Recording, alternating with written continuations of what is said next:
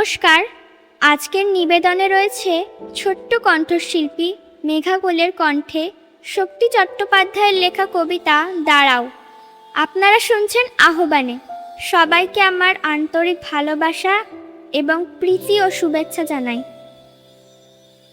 আমি আমার কণ্ঠ দিয়ে আপনাদের নিবেদন করছি। মানুষ বড় কাঁদছে, তুমি মানুষ হয়ে পাশে দাঁড়াও। মানুষই ফাঁদ পেতেছে, তুমি পাখির মতো পাশে দাঁড়াও।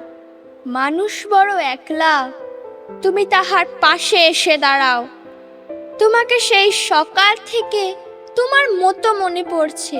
সন্ধে হলে মনে পড়ছে, রাতের বেলা মনে পড়ছে।